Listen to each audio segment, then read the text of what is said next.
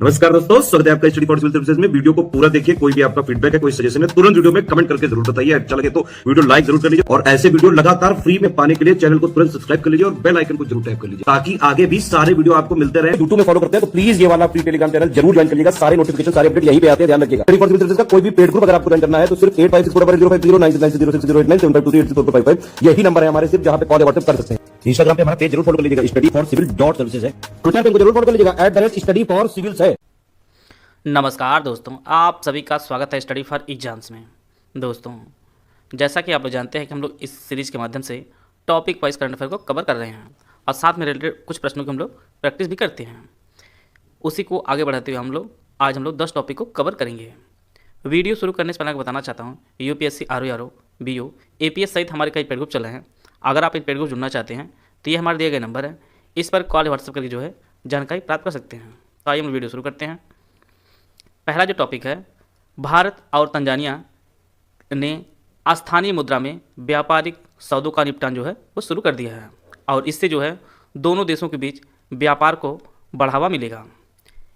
इससे पहले वर्ष 2022-23 में भारत और तंजानिया के मध्य जो व्यापार रहा है वह टोटल 6.4 अरब डॉलर का रहा है, जो काफ़ी अच्छा रहा है। और यह व्यापार और निवेश, रक्षा, समुद्री सुरक्षा, विकास, साझेदारी और उच्च शिक्षा में जो है काफ़ी बढ़ोतरी देखने को मिलेगी आगामी वर्षों में। तंजानिया के जो वर्तमान राष्ट्रपति हैं वह सामिया हसन जी हैं और अभी हाल ही में जो है तंजानिया में भारत के सांस्कृतिक केंद्र में स्वामी विवेकानंद जी की प्रतिमा का अनावरण भी किया गया है। तो यह भी फैक्ट आपके लिए काफ़ी ज़रूरी है। स्वामी विवेकानंद जी की प्रतिमा का जो अनावरण किया गया है वह तंजानिया में किया गया है। तंजानिया की जो राजधानी वह डोडोमा है और यहाँ की जो मुद्रा है वह तंजानिया शिलिंग है। तो भारत और तंजानिया के मध्य जो है स्थानीय मुद्रा में व्यापारिक सौदों का निपटान शुरू हुआ है। स्थानीय मुद्रा में जो है वह व्यापार होगा भारत और तंजानिया के मध्य। विश्व जनसंख्या दिवस, यह प्रत्येक वर्ष जो है 11 जुलाई को मनाया जाता है। 11 जुलाई को विश्व जनसंख्या दिवस मनाया जाता है और पहली बार इसे मनाए जाने का जो निर्णय लिया गया था वह 11 जुलाई वर्ष 1989 को इसे मनाए जाने का निर्णय लिया गया था। 2023 की जो इसकी थीम रही थी वह imagine a world where anyone all 8 billion of us has a future bursting with promise and potential. ये काफ़ी बड़ी थीम है, आप लोग इसी प्रकार से नोट भी कर लीजिएगा। पिछली बार यह थीम कई बार जगह पूछी गई थी।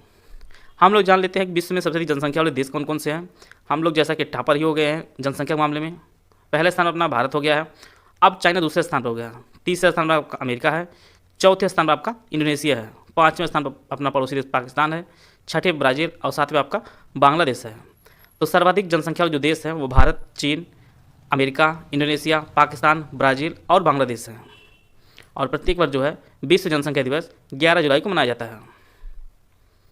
कनाडा ओपन 2023, भारत के लक्ष्य सेन ने कनाडा ओपन 2023 में चीन के खिलाड़ी ली सिंग फेंग को हराकर जो है पुरुष एकल खिताब को जीत लिया है। और इससे पूर्व राष्ट्रमंडल खेल में भी लक्ष्य सेन ने 2022 में जो आयोजित किया गया था उसमें स्वर्ण पदक जीता था। तो कनाडा ओपन 2023 का जो खिताब है वह भारत के लक्ष्य सेन ने जीता है। भारतीय आम महोत्सव आम रस का उद्घाटन, उत्तर प्रदेश के राज्य मंत्री स्वतंत्र प्रभार दिनेश प्रताप सिंह और रूस में भारत के राजदूत पवन कुमार ने मॉस्को में भारतीय आम महोत्सव आमरस महोत्सव का जो है उद्घाटन किया है। तो भारतीय आम महोत्सव आमरस का जो उद्घाटन किया गया है वह मॉस्को में किया गया है। और आम के कुछ विशेष किस्में उनको हम लोग जान लेते हैं जो आरओ और पीसेस में अक्सर पूछता रहता है, जिनमें आपका दशहरी है, लंगड़ा है, चौसा है, आम्रपाली और मल्लिका है। ये सभी जो है आमों कुछ विशेष किस्में हैं। तो आम महोत्सव का जो उद्घाटन किया गया वो आपका मॉस्को में किया गया है। लातविया के 11वें राष्ट्रपति, लातविया के जो विदेश मंत्री पहले थे जिनका नाम एडगर रिंकेविक्स था, वह जो है नए राष्ट्रपति चुने गए हैं लातविया के। और लातविया जो है वह 2004 से नाटो और यूरोपीय संघ का जो है सदस्य रहा है। और लातविया की राजधानी आपकी रीगा है। यहाँ पर मैप प्रदर्शित किया गया है और रीगा एकदम देख रहे हैं आप, एकदम बाल्टिक सागर के तट पर ही स्थित है और यह जो है पूरा देश है। लातविया जो देश है यह लिथुआनिया, एस्टोनिया, बेलारूस और रूस के साथ जो है इसकी सीमा लगती है।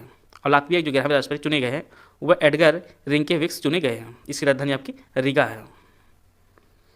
Operation broader sword. भारत और संयुक्त राज्य अमेरिका ने संयुक्त रूप से अंतर्राष्ट्रीय मिल सिस्टम IMS के माध्यम से फार्मास्यूटिकल्स उपकरण और अग्रदूत रसायनों के अवैध परिवहन को रोकने के लक्ष्य से जो है एक साथ ऑपरेशन ब्रॉडर स्वॉर्ड जो है शुरू किया है। और इसका जो उद्देश्य है वह भारत से अमेरिका में प्रवेश करने वाले अवैध पदार्थों के प्रवाह को बाधित करना है। तो ऑपरेशन ब्रॉडर स्वॉर्ड जो है यह भारत और अमेरिका का संयुक्त प्रक्रम है।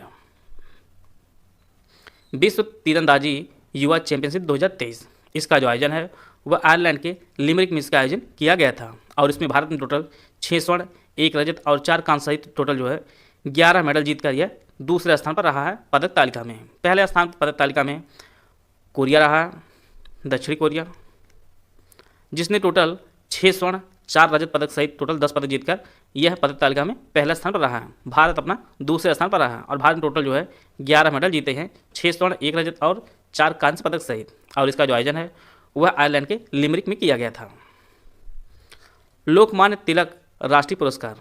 प्रधानमंत्री श्री नरेंद्र मोदी को महाराष्ट्र के पुणे में लोकमान्य तिलक राष्ट्रीय पुरस्कार से सम्मानित किया गया है। लोकमान्य तिलक की विरासत का सम्मान करने के लिए तिलक स्मारक मंदिर ट्रस्ट द्वारा वर्ष 1983 में इस पुरस्कार की जो है स्थापना की गई थी।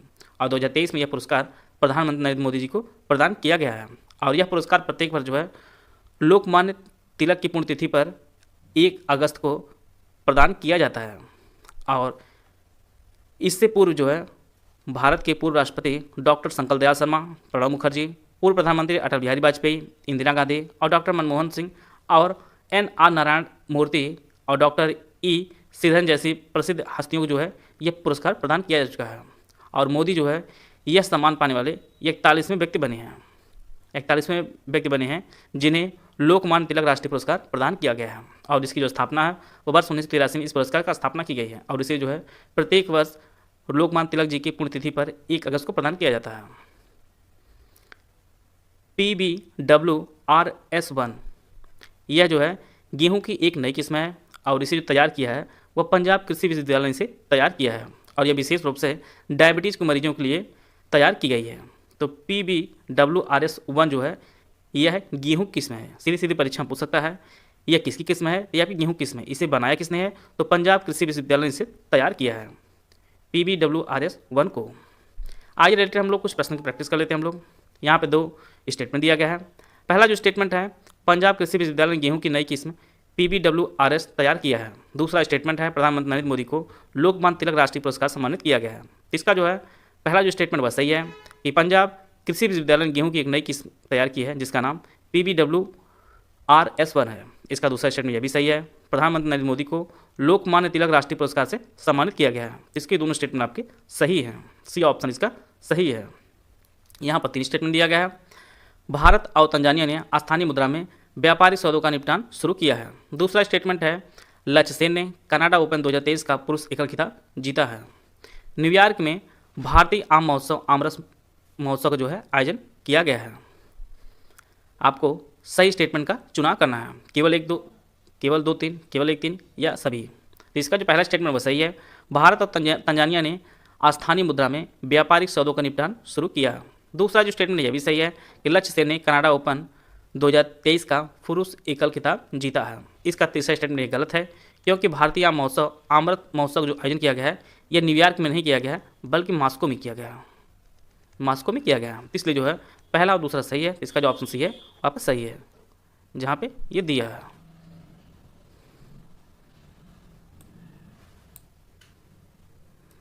इसका जो ऑप्शन सी है वापस सही है। आते हैं अगला प्रश्न लोग। यहाँ पर भी 3 स्टेटमेंट है। पहला जो स्टेटमेंट है विश्व जनसंख्या दिवस हर साल 11 जुलाई को मनाया जाता है और 2023 की इसकी theme imagine a world where anyone all 8 billion of us has a future bursting with a promise and potential थी। इंडोनेशिया 5वां सबसे अधिक जनसंख्या वाला देश है। केवल 1 3, केवल 2 3, केवल 1 2 या उपरोक्त सभी। तो इसका जो पहला स्टेटमेंट वह सही है, विश्व जनसंख्या दिवस प्रत्येक वर्ष जो है 11 जुलाई को मनाया जाता है। दूसरा जो स्टेटमेंट है वह सही है, 2023 की विश्व जनसंख्या जो दिवस की जो थीम थी वह imagine a world where everyone all 8 billion of us has a future bursting with promise and potential थी। इसका जो तीसरा स्टेटमेंट गलत है क्योंकि विश्व की सबसे अधिक जनसंख्या वाला जो इंडोनेशिया का स्थान आता है वह चौथा स्थान आता है। सबसे अधिक जो जनसंख्या विश्व में है वो भारत के पास है। दूसरा जो स्थान आता है आपका चाइना का, तीसरे स्थान पर आपका अमेरिका है, चौथे स्थान पर आपका इंडोनेशिया है, पाँचवें पर आपका पाकिस्तान है, छठे पे ब्राज़ील है और सातवें पे आपका बांग्लादेश है। तो इंडोनेशिया जो है चौथा सबसे अधिक जनसंख्या वाला देश है। तो केवल 1 और 2 आपका सही है जो ऑप्शन सी में दिया गया है। अगला जो प्रश्न है, ऑपरेशन ब्रॉडर स्वॉर्ड किन देशों से संबंधित है? भारत और America, Bharat England, Bharat Japan या भारत रूस? तो ऑपरेशन ब्रॉडर स्वॉर्ड जो है यह भारत और संयुक्त राज्य अमेरिका की एक संयुक्त पहल है। तो इसका जो ऑप्शन ए है वो आपका सही है। आशा है आप सभी लोग इस प्रकार जो प्रश्न आप लोग कराए जा रहे हैं इनसे रिलेटेड जो भी इंपॉर्टेंट फैक्ट हैं उनको कवर कराए जा रहे हैं और आप लोग अपने कॉपी में जो है नोट भी कर रहे होंगे।